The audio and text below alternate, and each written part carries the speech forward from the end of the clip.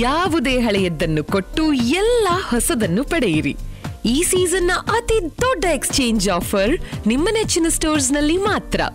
Cookware, non stick wear, ಕ್ರಾಕರೀಸ್, ಥರ್ಮೋವೇರ್ ಅಥವಾ ಸಣ್ಣ ಉಪಕರಣಗಳು ಸೇರಿದಂತೆ ಹಳೆಯದ್ದನ್ನು ತನ್ನಿ ಮತ್ತು 75% ಡಿಸ್ಕೌಂಟ್ ಪಡೆಯಿರಿ.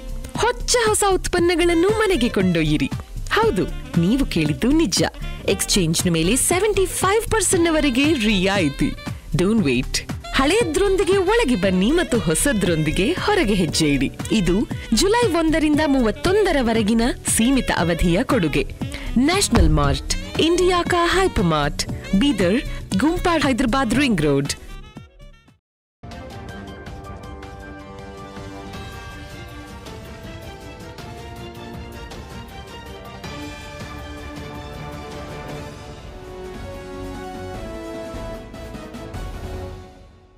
ಎಲ್ರಿಗೂ ನಮಸ್ಕಾರ. ನೀವು ನೋಡ್ತಾ ಇದ್ದೀರಾ ಸುದ್ದಿ ಸಮಯ ನ್ಯೂಸ್ ಚಾನಲ್. ಇದು ಲೋಕಲ್ ಎಕ್ಸ್ಪ್ರೆಸ್. ನಾನು ಮಹರ್ದ್ರ ಕುಳಗಿ. ಮತ್ತೆ ಒಂದಿಷ್ಟು ಹೊಸ ಸುದ್ದಿಗಳನ್ನು ತೆಗೆದುಕೊಂಡು ನಾವು ನಿಮ್ಮ ಮುಂದೆ ಬರ್ತಾ ಇದ್ದೀವಿ.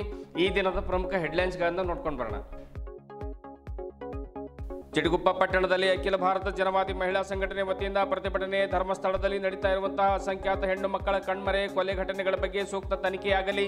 ಮೀನಾಕ್ಷಿ ಬಾಳಿ ಮತ್ತು ಕೆ ನೀಲ ಆಗ್ರಹ. ಗಾಂಧಿನಗರ ಬಸವೇಶ್ವರ ದೇವಸ್ಥಾನದಲ್ಲಿ ಜುಲೈ 25ರಿಂದ ಶ್ರಾವಣ ಮಾಸದ ಪ್ರಯುಕ್ತ ಪ್ರವಚನ ಕಾರ್ಯಕ್ರಮ. ವಿಶ್ವ ಧರ್ಮ ಪ್ರವಚನದ ಭಿತ್ತಿಪತ್ರ ಮತ್ತು ಕರಪತ್ರ ಬಿಡುಗಡೆ. ಚನ್ನಬಸವಾನಂದ ಸ್ವಾಮೀಜಿಯವರ ಪ್ರವಚನ ಆಲಿಸಿ ಪುನೀತರಾಗಿ. ಸಿಂಡಿಕೇಟ್ ಸದಸ್ಯ ನಾಗಭೂಷಣ್ ಕಮಠಾಣೆ ಪ್ರಾರ್ಥನೆ. ಬೀದಿ ನಾಯಿಗಳ ಸಂಖ್ಯೆಯನ್ನು ನಿಯಂತ್ರಣ ಮತ್ತು ನಾಗರಿಕರನ್ನ ರೇಬಿಸ್ ರೋಗದಿಂದ ಸುರಕ್ಷಿತವಾಗಿಡುವ ಕಾರ್ಯಕ್ರಮ. ಬಸವ ಕಲ್ಯಾಣ ಕೋಟೆ ಬಳಿ ಅಭಿಯಾನಕ್ಕೆ ಚಾಲನೆ. ನಗರ ಪಾಲಿಕೆ ಅಧ್ಯಕ್ಷ ಮೊಹಮ್ಮದ್ ಸಗೀರುದ್ದೀನ್ ಅಧ್ಯಕ್ಷತೆಯಲ್ಲಿ ಅಭಿಯಾನ ಆರಂಭ. ಸೇಂಟ್ ಜೋಸೆಫ್ ಕನ್ನಡ ಮಾಧ್ಯಮ ಪ್ರೌಢಶಾಲೆ ಸಭಾಂಗಣದಲ್ಲಿ ಹಮ್ಮಿಕೊಂಡಿದ್ದ ಚಿಗುರು ಬಾಲ ಪ್ರತಿಭೆಗಳ ಸಾಂಸ್ಕೃತಿಕ ಕಾರ್ಯಕ್ರಮ. ಮೊಬೈಲ್ ಬಳಕೆ ಪ್ರಾರಂಭವಾದ ನಂತರ ನಮ್ಮ ಜಾನಪದ ಮೂಲ ಸಂಸ್ಕೃತಿ ಮರೆತು ಹೋಗಿದೆ. ಎಸ್ಪಿ ಪ್ರದೀಪ್ ಗುಂಟಿ ಕಳವಳ. ಇಂದಿನ ಒಂದಿಷ್ಟು ವಾರ್ತೆಗಳ ವಿವರಗಳನ್ನು ನೋಡ್ಕೊಂಡು ಬರೋಣ. ಉಜಿರೆ ಮತ್ತು ಧರ್ಮಸ್ಥಳದಲ್ಲಿ ಜರುಗಿರುವಂತಹ ಅಸಂಖ್ಯಾತ ಹೆಣ್ಣು ಮಕ್ಕಳ ಕಣ್ಮರೆ ಕೊಲೆ ಘಟನೆಗಳ ಬಗ್ಗೆ ಸೂಕ್ತ ತನಿಖೆಯಾಗಲಿ ಮತ್ತು ತಪ್ಪಿತಸ್ಥರಿಗೆ ಕಠಿಣ ಶಿಕ್ಷೆ ಆಗಲಿ ಎಂದು ಅಖಿಲ ಭಾರತ ಜನವಾದಿ ಮಹಿಳಾ ಸಂಘಟನೆ ಸರ್ಕಾರಕ್ಕೆ ಒತ್ತಾಯಿಸಿದೆ. ಬುಧವಾರ ಪಟ್ಟಣದಲ್ಲಿ ಜರುಗಿರುವಂತಹ ಅಂದರೆ ಚಿಟಗುಪ್ಪ ಪಟ್ಟಣದಲ್ಲಿ ಜರುಗಿರುವಂತಹ ಅಖಿಲ ಭಾರತ ಜನವಾದಿ ಮಹಿಳಾ ಸಂಘಟನೆಯ ಪ್ರಥಮ ತಾಲೂಕು ಸಮ್ಮೇಳನದಲ್ಲಿ ಕೊಲೆಯಾದ ಸೌಜನ್ಯ ಸೇರಿದಂತೆ ಧರ್ಮಸ್ಥಳ ಪರಿಸರದಲ್ಲಿ ಕಣ್ಮರೆಯಾದ ಮತ್ತು ಕೊಲೆಯಾದ ನೂರಾರು ಮಹಿಳೆಯರ ಬಗ್ಗೆ ಸೂಕ್ತ ತನಿಖೆ ಮಾಡಬೇಕು ಎಂದು ಸಮ್ಮೇಳನದಲ್ಲಿ ಒತ್ತಾಯ ಮಾಡಲಾಯಿತು. ಪಟ್ಟಣದ ಸರ್ಕಾರಿ ಬಾಲಕಿಯರ ಪ್ರೌಢಶಾಲೆಯಿಂದ ಕಾಲ್ನಡಿಗೆಯಲ್ಲಿ ಹೊರಟ ಜಾಥಾ ಪ್ರಮುಖ ಬೀದಿಗಳಲ್ಲಿ ಸಂಚಾರ ಮಾಡಿ ಬೌದ್ಧ ನಗರದ ಒಂದು ಮರಗಮ್ಮ ಭವನದಲ್ಲಿ ಸಮಾವೇಶಗೊಂಡಿತು. ಧ್ವಜಾರೋಹಣ ನೆರವೇರಿಸಿದ ಬಳಿಕ ಪ್ರಜಾಪ್ರಭುತ್ವ, ಸಮಾನತೆ, ಮಹಿಳಾ ವಿಮೋಚನೆ ಕುರಿತು ಮುಖಂಡರು ಈ ಸಂದರ್ಭದಲ್ಲಿ ಮಾತನಾಡಿದರು. ಘನತೆಯ ಬದುಕು ನಮ್ಮ ಹಕ್ಕು. ಧರ್ಮಸ್ಥಳದಲ್ಲಿ ಸೌಜನ್ಯ, ವೇದಲತಾ, ಪದ್ಮವಲ್ಲಿ ಸೇರಿದಂತೆ ಅನೇಕ ಹೆಣ್ಣು ಮಕ್ಕಳ ಕೊಲೆಗಳ ರಹಸ್ಯ ಹೊರಬರಬೇಕು. ಅತ್ಯಾಚಾರಿಗಳಿಗೆ ಕೊನೆಯಾಗಬೇಕು. ಧರ್ಮಸ್ಥಳದಲ್ಲಿ ದೇವರ ಹೆಸರಿನಲ್ಲಿ ಜರುಗುತ್ತಾ ಇರುವಂತಹ ದೌರ್ಜನ್ಯ ಕೊನೆ ಕಾಣಬೇಕು. ಮಹಿಳೆಯರು ಮತ್ತು ಮಕ್ಕಳ ಮೇಲಿನ ಅತ್ಯಾಚಾರಗಳು ನಿಲ್ಲಬೇಕು ಎಂದು ಸಭೆಯಲ್ಲಿ ಘೋಷಣೆ ಕೂಗಲಾಯಿತು. ಸಂಘಟನೆಯ ಮುಖಂಡರಾದ ಡಾಕ್ಟರ್ ಮೀನಾಕ್ಷಿ ಬಾಳಿ, ನೀಲಾ ಕೆ, ರೇಷ್ಮಾ ಕುಂದನ್, ಮೊಹಮ್ಮದ್ ಬೇಗಂ, ಅಂಬುಬಾಯಿ ಮಾಳಿಗೆ ಸೇರಿದಂತೆ ಸಂಘಟನೆಯ ಜಿಲ್ಲಾ ಮತ್ತು ತಾಲೂಕು ಪದಾಧಿಕಾರಿಗಳು ಈ ಸಂದರ್ಭದಲ್ಲಿ ಉಪಸ್ಥಿತರಿದ್ದರು.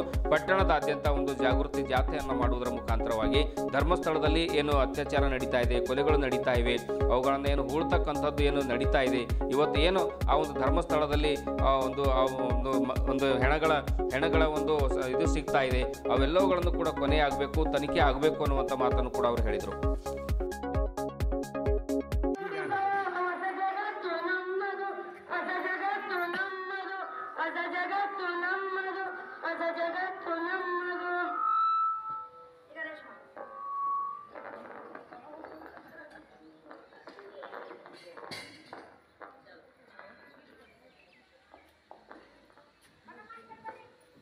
ಗೆಳತಿಯರೇ, ಈಗಾಗಲೇ ನಾವು ರ್ಯಾಲಿ ಮೂಲಕ ಸಭಾಂಗಣಕ್ಕೆ ಬಂದಿದ್ದೇವೆ. ಇವಾಗ ನಮ್ಮ ಧ್ವಜಾರೋಹಣ ಮೂಲಕ ನಮ್ಮ ಕಾರ್ಯಕ್ರಮವನ್ನು ಪ್ರಾರಂಭವಾಗುತ್ತದೆ. ಅತ್ಯಾಚಾರಗಳ ತನಿಖೆ ನಡೆಯಲೇಬೇಕು. ಧರ್ಮಸ್ಥಳದಲ್ಲಿ ಮಹಿಳೆಯರಿಗೆ ನ್ಯಾಯ ಸಿಗಲೇಬೇಕು. ಸೌಜನ್ಯ, ಪದ್ಮಲತಾ, ವೇದವಲ್ಲಿ ಮತ್ತೆಲ್ಲ ಮಹಿಳೆಯರು ಮೇಲೆ ನಡೆದಂತ ಅತ್ಯಾಚಾರ ಕೊಲೆಗಳಿಗೆ ನ್ಯಾಯ ಸಿಗಲೇಬೇಕು. ಧರ್ಮಸ್ಥಳದಲ್ಲಿ ಧರ್ಮದ ಹೆಸರಿನಲ್ಲಿ ದೌರ್ಜನ್ಯ ನಡೆಸಿ ಮುಚ್ಚಿಕೊಳ್ಳುತ್ತಿರುವಂತ ಎಲ್ಲಾ ದ್ರೋಹಿಗಳಿಗೆ ಶಿಕ್ಷೆ ಆಗಲೇಬೇಕು. ಸೌಜನ್ಯನಿಗೆ ನ್ಯಾಯ ಸಿಗಲೇಬೇಕು. ವೇದವಲ್ಲಿಗೆ ನ್ಯಾಯ ಸಿಗಲೇಬೇಕು. ಪದ್ಮಲತಾಗ ನ್ಯಾಯ ಸಿಗಲೇಬೇಕು.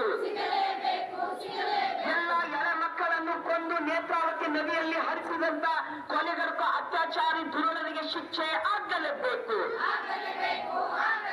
ಕರ್ನಾಟಕ ಸರ್ಕಾರ ರಚಿಸಿದಂತ SIT ನಿಷ್ಪಕ್ಷಪಾತವಾದ ತನಿಖೆ ಮಾಡಿ ಅತ್ಯಾಚಾರಿಗಳಿಗೆ ಕೊಲೆಗಡಿಕರಿಗೆ ಶಿಕ್ಷೆ ಕೊಡಲೇಬೇಕು. ಕೊಲೆ ಮಾಡಿದ ದುಷ್ಟರನ್ನು ಬಂಧಿಸಬೇಕು, ಬಂಧಿಸಬೇಕು, ಬಂಧಿಸಬೇಕು. ಧರ್ಮಸ್ಥಳದ ಕಾರಸ್ಥಾನ ಹೊರಗೆ ತೆಗೆಯಲೇಬೇಕು, ತೆಗೆಯಲೇಬೇಕು, ತೆಗೆಯಲೇಬೇಕು. ಮಹಿಳೆಯರ ಮೇಲಿನ ಅತ್ಯಾಚಾರಗಳು ಧರ್ಮಸ್ಥಳದಲ್ಲಿ ನಿಲ್ಲಲೇಬೇಕು, ನಿಲ್ಲಲೇಬೇಕು, ನಿಲ್ಲಲೇಬೇಕು. ದೇವರ ಹೆಸರಿನಲ್ಲಿ ಅತ್ಯಾಚಾರ ಮಾಡುತ್ತಿರುವವರ ಬಂಧನ ಆಗಲೇಬೇಕು, ಆಗಲೇಬೇಕು, ಆಗಲೇಬೇಕು.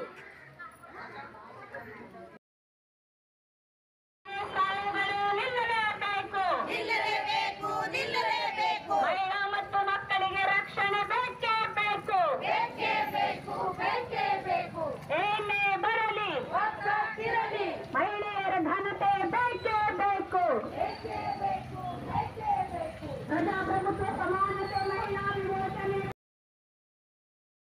ಪವಿತ್ರ ಶ್ರಾವಣ ಮಾಸದ ಪ್ರಯುಕ್ತ ಜುಲೈ 25ರಿಂದ ಆಗಸ್ಟ್ 25ರವರೆಗೆ ಒಂದು ತಿಂಗಳ ಕಾಲ ಪ್ರತಿದಿನ ಸಾಯಂಕಾಲ 6:30ರಿಂದ 8:30ರವರೆಗೆ ಬೀದರ್ ನಗರದ ಮೈಲೂರು ರಸ್ತೆಯಲ್ಲಿರುವಂತಹ ಗಾಂಧಿನಗರ ಕಾಲೋನಿಯ ಬಸವೇಶ್ವರ ಮಂದಿರದ ಆವರಣದಲ್ಲಿ ವಿಶ್ವಧರ್ಮ ಪ್ರವಚನ ಕಾರ್ಯಕ್ರಮ ಆಯೋಜಿಸಲಾಗಿದೆ ಎಂದು ಬಸವೇಶ್ವರ ಮಂದಿರದ ಅಭಿವೃದ್ಧಿ ಮಂಡಳಿ ಅಧ್ಯಕ್ಷರು ಹಾಗೂ ಬೀದರ್ ವಿಶ್ವವಿದ್ಯಾಲಯದ ಸಿಂಡಿಕೇಟ್ ಸದಸ್ಯರಾಗಿರುವಂತಹ ನಾಗಭೂಷಣ್ ಕಮಠಾಣೆ ತಿಳಿಸಿದರು. ವಿಶ್ವಧರ್ಮ ಪ್ರವಚನ ಸಮಿತಿ ಹಾಗೂ ಶ್ರೀ ಬಸವೇಶ್ವರ ಮಂದಿರ ಅಭಿವೃದ್ಧಿ ಮಂಡಳಿ, ರಾಷ್ಟ್ರೀಯ ಬಸವದಳ, ಲಿಂಗಾಯತ ಸಮಾಜ, ಕ್ರಾಂತಿ ಗಂಗೋತ್ರಿ ಅಕ್ಕ ನಾಗಲಾಂಬಿಕಾ ಮಹಿಳಾ ಗಣದ ಒಂದು ಸಹಯೋಗದಲ್ಲಿ ನಡೆಯುವಂತಹ ಈ ಪ್ರವಚನದ ಭಿತ್ತಿಪತ್ರ ಹಾಗೂ ಕರಪತ್ರಗಳನ್ನು ಮಂದಿರದ ಆವರಣದಲ್ಲಿ ಬಿಡುಗಡೆಗೊಳಿಸಿ ಅವರು ಮಾತನಾಡುತ್ತಾರೆ.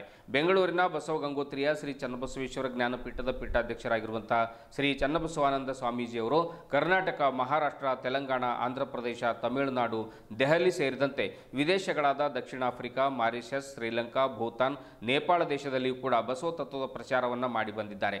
ಇದೀಗ ಗಾಂಧಿನಗರದಲ್ಲಿ ಅವರು ಆಗಮಿಸಿ ನಮ್ಮ ಬಸವೇಶ್ವರ ಮಂದಿರದ ಆವರಣದಲ್ಲಿ ಪ್ರವಚನವನ್ನು ಮಾಡ್ತಾ ಇರುವಂಥದ್ದು ನಮ್ಮೆಲ್ಲರ ಪುಣ್ಯ ಎನ್ನುವಂಥ ಮಾತನ್ನು ಕೂಡ ಅವರು ಹೇಳಿದರು. ಬೀದರ್ನ ಗಾಂಧಿನಗರ ಬಸವೇಶ್ವರ ಮಂದಿರದಲ್ಲಿ ಜುಲೈ 25 ಶುಕ್ರವಾರದಿಂದ ಆಗಸ್ಟ್ 25ರವರೆಗೆ ಸುಮಾರು ಒಂದು ತಿಂಗಳು ಪ್ರವಚನ ನಡೆಸಿಕೊಡಲಿದ್ದಾರೆ. ರಾಷ್ಟ್ರೀಯ ಬಸವದಳ, ಲಿಂಗಾಯತ್ ಸಮಾಜ, ಅಕ್ಕನಾಗಲಾಂಬಿಕಾ ಮಹಿಳಾ ಗಣ, ಆಮೇಲೆ ಬಸವೇಶ್ವರ ದೇವಸ್ಥಾನ ಒಂದು ಅಭಿವೃದ್ಧಿ ಮಂಡಳಿ ಎಲ್ಲರ ಒಂದು ಸಹಕಾರ ಇರಲಿದೆ. ಪ್ರತಿದಿನ ಪ್ರಸಾದ ವ್ಯವಸ್ಥೆ ಮಾಡುವ ಕುರಿತು ನಿರ್ಧರಿಸಲಾಯಿತು. ಗಾಂಧಿನಗರ್, ಮೈಲೂರು, ಶಾಸ್ತ್ರಿನಗರ್, CMC ಕಾಲೋನಿ, ಗುಂಪಾ, ವಿದ್ಯಾನಗರ್, ಅಲ್ಲಂಪ್ರಭು ನಗರ್, ರಾಂಪುರೆ ಕಾಲೋನಿ ಸೇರಿದಂತೆ ಸುತ್ತಮುತ್ತಲಿನ ಕಾಲೋನಿ ಜನರು ಪ್ರವಚನ ಆಲಿಸಿ ಪುನೀತರಾಗಬೇಕೆಂದು ಹೇಳಿದರು. ಇದೇ ವೇಳೆ ಪ್ರವಚನಕಾರರಾದ ಪೂಜ್ಯ ಶ್ರೀ ಜಗದ್ಗುರು ಡಾಕ್ಟರ್ ಚನ್ನಬಸವಾನಂದ ಸ್ವಾಮೀಜಿ ಮಾತನಾಡಿ, ಶ್ರಾವಣ ಮಾಸದಲ್ಲಿ ಶರಣರ ಮಹಾತ್ಮರ ನುಡಿಗಳನ್ನು ಆಲಿಸಿ ಪೂಜೆ ಪುನಸ್ಕಾರದಲ್ಲಿ ಭಾಗಿಯಾದರೆ ಬದುಕು ಸಾರ್ಥಕವಾಗುತ್ತದೆ. ನಾವು ಹಲವಾರು ಕಡೆಗಳಲ್ಲಿ ದೇಶಗಳಲ್ಲಿ ಪ್ರವಚನವನ್ನು ಮಾಡಿದ್ದೇವೆ. ಬೀದರ್ನವರೇ ಆದರೂ ಕೂಡ ಇಲ್ಲಿ ಬೀದರ್ನಲ್ಲಿ ಪ್ರವಚನ ಮಾಡಿರ್ತಕ್ಕಂಥದ್ದು ಬಹಳ ಕಡಿಮೆ. ಹಾಗಾಗಿ ಇವತ್ತು ನಾಗಭೂಷಣ್ ಕಮಠಾಣೆಯವರ ಹಾಗೂ ಅವರ ಮಂದಿರದ ಎಲ್ಲ ಪದಾಧಿಕಾರಿಗಳ ಒಂದು ಸಹಕಾರದೊಂದಿಗೆ ಈ ಒಂದು ಬಸವೇಶ್ವರ ಮಂದಿರದಲ್ಲಿ ಪ್ರವಚನ ಅವರು ಹಮ್ಮಿಕೊಂಡಿದ್ದಾರೆ, ನಮ್ಮನ್ನು ಆಹ್ವಾನ ಕೊಟ್ಟಿದ್ದಾರೆ.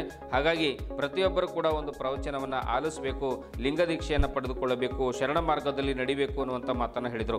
ಇದೇ ವೇಳೆ ಮಂದಿರದ ಪ್ರಮುಖರಾದ ಕಮಲಾಕರ್ ಪಾಟೀಲ್, ಮಲ್ಲಿಕಾರ್ಜುನ್ ದೇಶಮುಖ್, ವಿಶ್ವನಾಥ್ ಪಾಟೀಲ್, ರಮೇಶ್ ಗಾಂಧಿನಗರ್, ಚಂದ್ರಶೇಖರ್ ಪಾಟೀಲ್, ಶಿವರಾಜ್ ಪಾಟೀಲ್ ಅತಿವಾಳ್, ಶಿವಶರಣಪ್ಪ ಪಾಟೀಲ್ ಹಾರೂರ್ಗೇರಿ, ರವಿಕಾಂತ್ ಬಿರಾದಾರ್, ಮಲ್ಲಿಕಾರ್ಜುನ್ ಜೈಲರ್, ಓಂ ಪ್ರಕಾಶ್ ರೊಟ್ಟೆ, ಶಂಕರಗೌಡ ಪಾಟೀಲ್ ಸೇರಿದಂತೆ ಇನ್ನೂ ಅನೇಕ ಜನರು ಉಪಸ್ಥಿತರಿದ್ದರು. ಗಾಂಧಿನಗರ ಬಸವೇಶ್ವರ ಮಂಟಪದಿಂದ ಏನದ ಇವತ್ತು ಪೂಜ್ಯರಿಗೆ ಏನದ ನಾವು ಎಲ್ಲ ಪದಾಧಿಕಾರಿಗಳು, ಸಾರ್ವಜನಿಕರು, ಶರಣರೆಲ್ಲ ಸೇರ್ಕೊಂಡು ಪೂಜ್ಯರಿಗೆ ಆಹ್ವಾನ ಮಾಡಿದ್ದೇವೆ. ಶ್ರೀ ಶ್ರೀ ಶ್ರೀ ಚನ್ನಬಸವಾನಂದ ಸ್ವಾಮಿಗಳಿಗೆ ಏನದ ಅಂದ್ರೆ ನಾಳೆ ಹಿಡಿದು ಶ್ರಾವಣ ಸ್ಟಾರ್ಟ್ ಆಗುತ್ತೆ. ಒಂದು ತಿಂಗಳು ನಿರಂತರವಾಗಿ ಸಾಯಂಕಾಲ ಪ್ರವಚನ ಹೇಳಬೇಕು. ಬಸವಾದಿ ಶರಣ ತೋರಿಸಂಥ ಮಾರ್ಗದಲ್ಲಿ ನಾವೆಲ್ಲ ನಡ್ಕೊಳ್ಬೇಕಂಥೇಳಿ ಸತತವಾಗಿ ಒಂದು ತಿಂಗಳು ಅವರು ನಮ್ಗೆ ಪ್ರವಚನ ಮೂಲಕ ನಮ್ಮನ್ನು ಜಾಗೃತ ಮಾಡ್ಲಿಕ್ಕೆ ಒಪ್ಕೊಂಡಿದ್ದಾರೆ. ಈ ಕಾರ್ಯಕ್ರಮದ ಏನದ ಅಂದ್ರೆ ಈ ಪಾಂಪ್ಲೆಟ್ ಇವತ್ತು ಬಿಡುಗಡೆ ಮಾಡ್ತಾಯಿದ್ದೀವಿ ನಾವೆಲ್ಲ ಮಂದಿರದ ಪದಾಧಿಕಾರಿಗಳು ಸೇರಿಕೊಂಡು. ಮತ್ತು ನಮ್ಮ Gandhinagar, Vidyanagar, Shastrinagar, teachers colony, CMC colony, Jamgi colony, Mailur ಎಲ್ಲ ಶರಣರು ಏನದಂಥ ಸದಾವಕಾಶ ಪಡ್ಕೊಳ್ಬೇಕು. ಯಾಕೆ ಪೂಜ್ಯರು ಪ್ರವಚನ ಹೇಳೋದು ಅಪರೂಪ. ಇಂಥ ಒಂದು ಅವ್ರು ಬೇರೆ ಕಡೆ ಸಂಕಲ್ಪ ಇತ್ತು, ನಮ್ಮ ಬಸವಣ್ಣವ್ರ ದಯಿಂದ ಇಲ್ಲಿ ಸಂಕಲ್ಪ ಮಾಡ್ಯಾರ, ಇದು ನೆರವೇರ್ತಾ ಇದೆ. ಅದರ ಸಲುವಾಗಿ ನಾವು ಬಸವ ಮಂಟಪ ಕಟ್ಟಿನ ಹಿಡಿದು 1 ತಿಂಗಳು ನಿರಂತರ ಪ್ರವಚನ ಯಾವತ್ತೂ ಆಗಿಲ್ಲ ಈ ಗಾಂಧಿನಗರ ಕಾಲೋನಿಯಲ್ಲಿ. ಇದೊಂದು ನಮ್ಮದೆಲ್ಲ ಸುದೈವಕಾಶ ಅದ. ನೀವೆಲ್ಲರೂ ಏನದ ಇಂಥ ಒಂದು ಒಳ್ಳೆ ಕಾರ್ಯಕ್ರಮಕ್ಕೆ ಬಂದು ವಿಶ್ವಗುರು ಬಸವಣ್ಣವ್ರು ಹಾಕಿಕೊಂಡ ಮಾರ್ಗದಲ್ಲಿ ನಾವು ನೀವೆಲ್ಲರೂ ಹೋಗ್ಬೇಕಂಥೇಳಿ ಒಂದು ಈ ಕಮಿಟಿಯ ಈ ದೇವಸ್ಥಾನದ ಅಧ್ಯಕ್ಷನಾಗಿ ಎಲ್ಲ ಶರಣರಲ್ಲಿ ನಾನು ಮನವಿ ಮಾಡ್ತಾ ಇದ್ದೇನೆ. ಬೀದರ್ನ ಗಾಂಧಿನಗರ ಕಾಲೋನಿಯ ಬಸವೇಶ್ವರ ಮಂದಿರದ ವತಿಯಿಂದ ಗಾಂಧಿನಗರ ಕಾಲೋನಿಯಲ್ಲಿ ಶ್ರಾವಣ ನಿಮಿತ್ತ ನಮ್ಮ ಗುರೂಜಿಯವರ ಕಡೆಯಿಂದ 1 ತಿಂಗಳ ಪ್ರವಚನ ಕಾರ್ಯಕ್ರಮವನ್ನು ತಾವು ಗುರುಗಳು ಒಪ್ಪಿಕೊಂಡಿದ್ದಾರೆ. ಆದ ಕಾರಣ ತಾವು ತಮ್ಮ ಗಾಂಧಿನಗರ ಕಾಲೋನಿಯ ಭಕ್ತಾದಿಗಳು ಬೇರೆ ಕಡೆ ಪ್ರವಚನ ಕೇಳಲಿಕ್ಕೆ ಹೋಗುತ್ತಿದ್ದರು. ಅದು ಈ ವರ್ಷ ನಮ್ಮ ಗಾಂಧಿನಗರ ಕಾಲೋನಿಯಲ್ಲಿಯೇ ಪ್ರವಚನ ಇದೆ. ತಾವು ಎಲ್ಲರೂ ಈ ಬಸವಣ್ಣನವರ ಮಂದಿರಕ್ಕೆ ಸಾಯಂಕಾಲ 6:30ರಿಂದ 8:30ರವರೆಗೆ ತಪ್ಪದೆ ಬಂದು ಪ್ರವಚನವನ್ನು ಕೇಳಿ ತಮ್ಮ ಅವರ ಹಿತನುಡಿಗಳನ್ನು ಕೇಳಿ ತಾವೆಲ್ಲರೂ ಒಳ್ಳೆ ಸದ್ಭಾವನದಿಂದ ನಡೆದುಕೊಳ್ಳಲು ತಮ್ಮ ತಮ್ಮ ಸಂಸ್ಕಾರದ ಬಗ್ಗೆ ಈ ಪ್ರವಚನ ಬಹಳ ಅತಿ ಮುಖ್ಯ. ನಮ್ಮ ಧರ್ಮದ ಸಲುವಾಗಿ ಈ ಪ್ರವಚನ ಕೇಳೋದು ಬಹಳ ಮುಖ್ಯ ಇದೆ. ಆದ ಕಾರಣ ತಾವೆಲ್ಲರೂ ಬಂದು ಈ ಕಾರ್ಯಕ್ರಮದಲ್ಲಿ ಯಶಸ್ವಿಗೊಳಿಸಬೇಕೆಂದು ವಿನಂತಿ. ಓಂ ಶ್ರೀ ಗುರು ಬಸವಲಿಂಗಾಯ ನಮಃ. ಶರಣಬಂಧುಗಳೇ, ತಮ್ಮೆಲ್ಲರಿಗೂ ಶರಣಾರ್ಥಿ. ಇವತ್ತು ನಾವು ಶ್ರಾವಣ ಮಾಸದ ಅಮಾವಾಸ್ಯೆ, ಶರಣ ಮಾಸದ ಅಮಾವಾಸ್ಯೆ. ನಾಳೆಯಿಂದ ಬೀದರ್ ನಗರದ ಗಾಂಧಿನಗರ್ ಬಸವೇಶ್ವರ ಮಂದಿರ, ಈ ಪ್ರಾರ್ಥನಾ ಮಂದಿರದಲ್ಲಿ ನಾಳೆಯಿಂದ 6:30 ಗಂಟೆಯಿಂದ 8:30 ಗಂಟೆವರೆಗೆ, ಅಂದರೆ 6:30ರಿಂದ 8:30 2 ಗಂಟೆಗಳ ಕಾಲ ಗುರು ಬಸವಣ್ಣವರ ಪೂಜೆ, ಪ್ರಾರ್ಥನೆ ಮತ್ತು ವಿಶ್ವಧರ್ಮ ಪ್ರವಚನ ಕಾರ್ಯಕ್ರಮ ನಡೀತಾ ಇದೆ. ಈ ಒಂದು ವಿಶ್ವಧರ್ಮ ಪ್ರವಚನವನ್ನು ಆಯೋಜಿಸಿದವರು ಈ ಬಸವೇಶ್ವರ ಮಂದಿರದ ಒಂದು ಅಭಿವೃದ್ಧಿ ಮಂಡಳಿಯ ಅಧ್ಯಕ್ಷರಾಗಿರುವಂತಹ ಮತ್ತು ಬೀದರ್ ವಿಶ್ವವಿದ್ಯಾಲಯದ ಸಿಂಡಿಕೇಟ್ ಸದಸ್ಯರು ಮತ್ತು ಸಂಶಯಗಳು ನಮ್ಮ ಭಕ್ತರಲ್ಲಿ ಇರ್ತವೆ. ಇವೆಲ್ಲವುಗಳಿಗೂ ಕೂಡ ಪರಿಹಾರ ವಿಶ್ವಧರ್ಮ ಪ್ರವಚನದಲ್ಲಿ ಸಿಗ್ತದೆ. ಇಂಥ ಅವಕಾಶವನ್ನು ತಾವೆಲ್ಲರೂ ಕೂಡ ಸದುಪಯೋಗ ಮಾಡ್ಕೋಬೇಕಂತೇಳಿ ಕೇಳ್ಕೊತಾ ಇದ್ದೇವೆ. ಎಲ್ಲರಿಗೂ ಶರಣಗಳನ್ನು ಸಲ್ಲಿಸಿ ಮತ್ತೊಮ್ಮೆ ನಮ್ಮ ಶ್ರೀ ಬಸವೇಶ್ವರ ಪ್ರಾರ್ಥನಾ ಮಂದಿರದ ಅಧ್ಯಕ್ಷರಾಗಿರ್ತಕ್ಕಂಥ ನಾಗಭೂಷಣ್ ಕಮಠಾಣೆ ಅವರಿಗೆ ಮತ್ತೊಮ್ಮೆ ಅಭಿನಂದನೆಗಳು ಸಲ್ಲಿಸಿ ಎಲ್ಲ ಪದಾಧಿಕಾರಿಗಳಿಗೂ ಕೂಡ ಶುಭವನ್ನು ಹಾರೈಸ್ತೇವೆ. ನಮ್ಮ ರಾಷ್ಟ್ರೀಯ ಬಸವಾಳ ಲಿಂಗಾಯತ ಮಹಾಸಭಾ ಮತ್ತು ಕ್ರಾಂತಿ ಗಂಗೋತ್ರಿ ಮಹಿಳಾಗಣ ಎಲ್ಲ ಪದಾಧಿಕಾರಿಗಳು ಇದರಲ್ಲಿ ಭಾಗವಹಿಸ್ತಾ ಇದ್ದಾರೆ. ನಮ್ಮ ಶಿವರಾಜ್ ಪಾಟೀಲ್ ಅತಿವಾಳ್ ಅವರು, ಶಿವಶರಣಪ್ಪ ಪಾಟೀಲ್ ಅವರು ಮತ್ತು ಓಂ ಪ್ರಕಾಶ್ ರೊಟ್ಟೆ ಅವರು, ಮಲ್ಲಿಕಾರ್ಜುನ್ ಜೇಲರ್ ಅವರು, ರವಿಕಾಂತ್ ಬಿರಾದರ್ ಅವರು ಎಲ್ಲ ಪದಾಧಿಕಾರಿಗಳು ಕೂಡ ಈ ಕಾರ್ಯಕ್ರಮದಲ್ಲಿ ಭಾಗವಹಿಸ್ತಾರೆ ಪ್ರತಿನಿತ್ಯ. ಈ ನಗರದ ಮತ್ತು ಸುತ್ತಲಿನ ಬಡಾವಣೆ ಎಲ್ಲ ಶರಣ ಬಂಧುಗಳು ಇದರ ಸದುಪಯೋಗ ಮಾಡ್ಕೋಬೇಕಂತೇಳಿ ಕೇಳ್ಕೊತಾ ಇದ್ದಾರೆ. ಬಸವ ಕಲ್ಯಾಣ ನಗರಸಭೆ ವತಿಯಿಂದ ಪಶುವೈದ್ಯಕೀಯ ಇಲಾಖೆಯ ಸಹಕಾರದೊಂದಿಗೆ ಆನಿಮಲ್ ಬರ್ತ್ ಕಂಟ್ರೋಲ್ ಅಂದರೆ ABC ಹಾಗೂ ಆಂಟಿ ರೇಬಿಯಸ್ ವ್ಯಾಕ್ಸಿನೇಷನ್ ಅಂದರೆ ARV ಕಾರ್ಯಕ್ರಮಕ್ಕೆ ಚಾಲನೆ ನೀಡಲಾಯಿತು. ಬಸವ ಕಲ್ಯಾಣದ ಕೋಟೆ ಬಳಿ ಚಾಲನೆ ನೀಡಲಾಯಿತು. ಈ ಕಾರ್ಯಕ್ರಮದ ಉದ್ದೇಶ ನಗರದ ಬೀದಿ ನಾಯಿಗಳ ಸಂಖ್ಯೆಯನ್ನು ನಿಯಂತ್ರಿಸುವುದು ಹಾಗೂ ನಾಗರಿಕರನ್ನ ರೇಬಿಸ್ ಎಂಬ ಮಾರಕ ರೋಗದಿಂದ ಸುರಕ್ಷಿತವಾಗಿಡುವುದು ಇದರ ಮೂಲ ಉದ್ದೇಶವಾಗಿದೆ.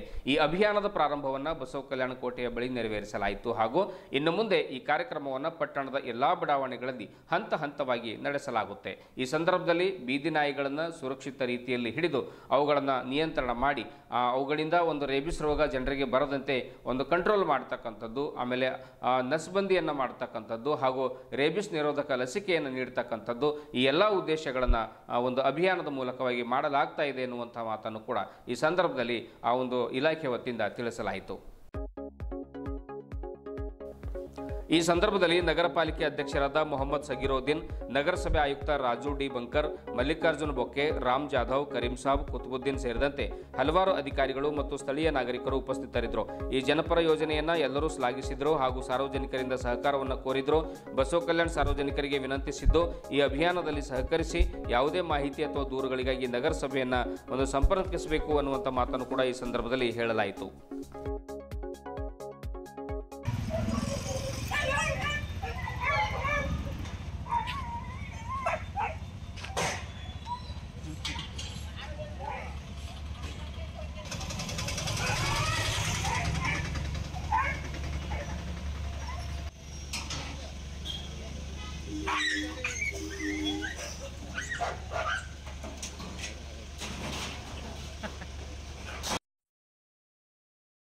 ಮೊಬೈಲ್ ಬಳಕೆ ಪ್ರಾರಂಭವಾದ ನಂತರ ನಮ್ಮ ಜಾನಪದ ಮೂಲ ಸಂಸ್ಕೃತಿ ಮರೆತು ಹೋಗಿದೆ.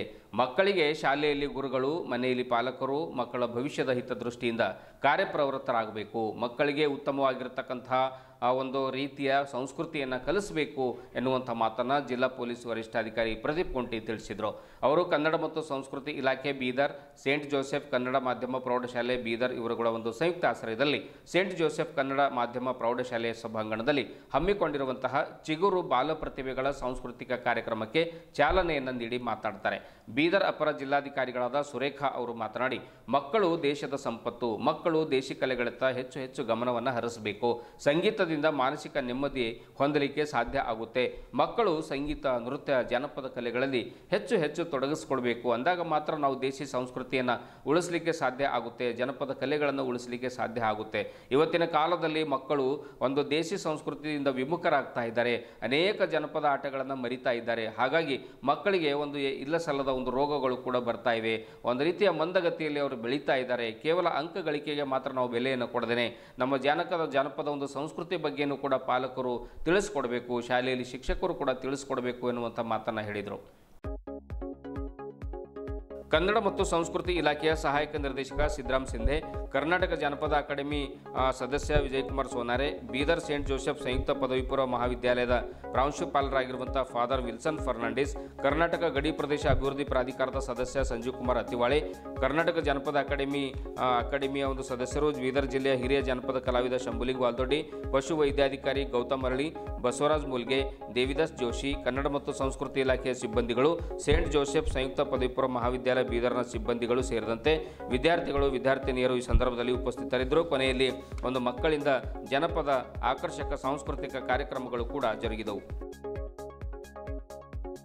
ಇದುವರೆಗೂ ಸುದ್ದಿ ಕೊಟ್ಟಿರುವ ನಾನು ಮಹರ್ದರಾಪುಳಿಗೆ ಮತ್ತೆ ಮುಂದಿನ ವಾರ್ತೆಗಳೊಂದಿಗೆ ಭೇಟಿಯಾಗೋಣ. ವಂದನೆಗಳು.